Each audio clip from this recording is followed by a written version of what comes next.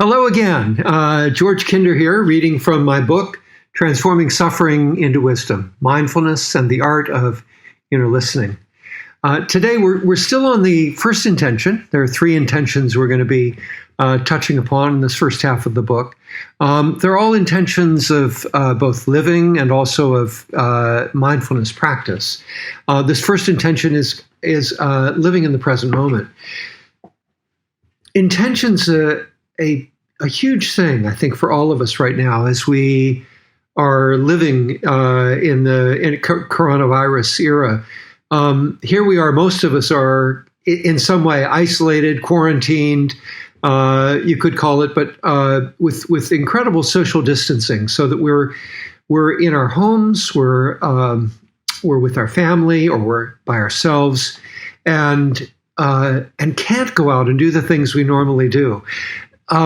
Intention's a wonderful thing because when you think about the conditions that we're in, suddenly you have to think differently about what is your purpose, what is your mission in the world, so to speak. Most of us want to do something of significance in the world, and how do we do that when we're trapped, if you will, at home, isolated at home?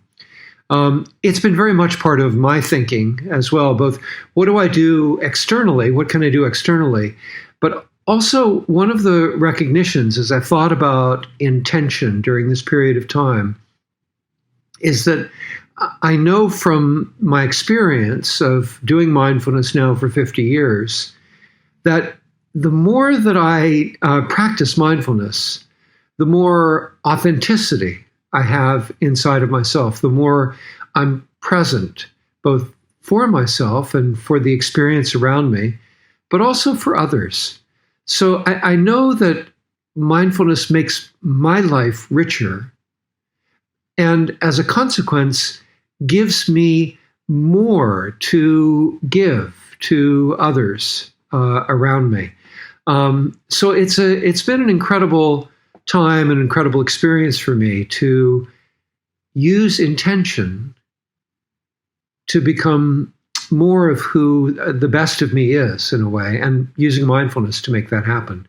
So today I'm reading a short passage from the first intention on living in the present moment, and it's called Fine-Tuning Intention. Fine-Tuning Intention. It's about mindfulness. It can be helpful to work with intention as we begin our approach to inner listening. A clear or inspired intention can make the difference between a murky meditation and one that is nimble and alert. You could choose any of the three intentions as you begin your meditation, but it will be particularly useful to fine-tune the first intention, to live in the present moment. At the beginning of your meditation, form the intention of bringing your awareness as close to the physical sensations of breathing as possible in every moment. If you have had successful meditations in the past, remember how it felt as your awareness nuzzled up to your breath. Remember also you are working with intention, not with willpower. The most effective intention often carries the lightest touch. If you lose track of the breath in your meditation, be gentle with yourself as you come back first to your intention and then to the breath. Another way to use intention is to review the kinds of things that happen when you miss the breath in a meditation. For instance, do you space out or find yourself in a trance? Do you run a side commentary on your performance as a meditator while you are meditating? Or do you get lost in stories of escape or of the day to come? Remind yourself of these patterns as you prepare to meditate and form the intention of bringing your awareness back from these diversions, not to get lost in them, back to the breath with all its changes and sensations. Another way to use intention is to remind yourself as you begin your practice that meeting each and every moment as it arises and passes away is the path to freedom. So that's my reading for today. I have one other thought, because I wrote the book, I finished the book five or 6 years ago, a number of years ago anyway, and I've continued to develop as I practice, and I'm practicing very much with the present moment. Living in the present moment is huge for me as an intention.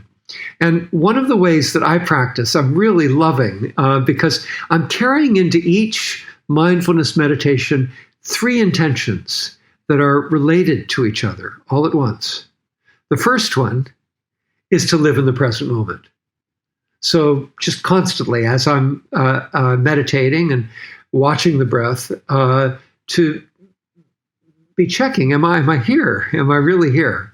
Am I experiencing something right now in the moment? So first intention, capturing or living in the present moment. Second intention is, am I with the breath? So I'm just going to constantly come back to those sensations at the nostrils or at the belly, sensations of temperature, of texture, of shape and dimensionality, of movement. So the second intention is, I'm going to be here with the breath. Third intention is, if I have in any way trouble in the moment of being with the breath or being with the present moment, can I sense that I'm in the midst of impermanence, of transience, of one moment changing to another and moving on? What I've found is holding all 3 of those intentions as being what I'm doing. I don't get lost. I don't get bored. I don't get trapped in one of them in some way, or get lost from one of them. It makes it constantly interesting.